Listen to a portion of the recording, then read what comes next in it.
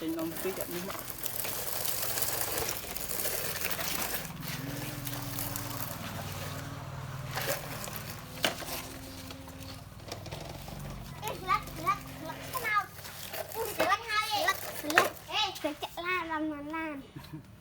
vô đấy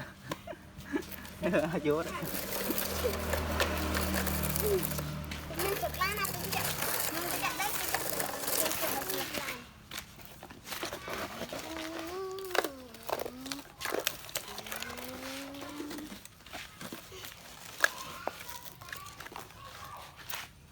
bạn đã bạn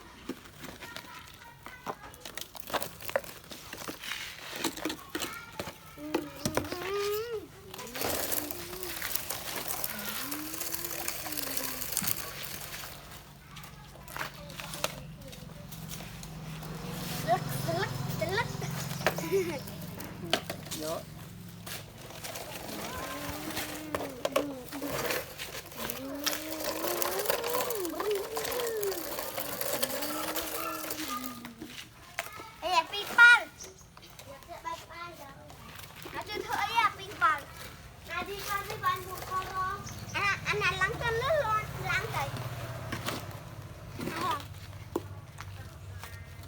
mà đặt một chương cái nó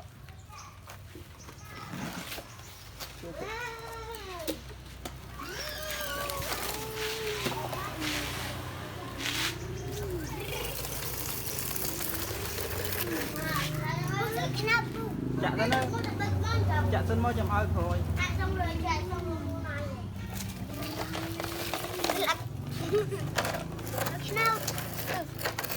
mà liệt đây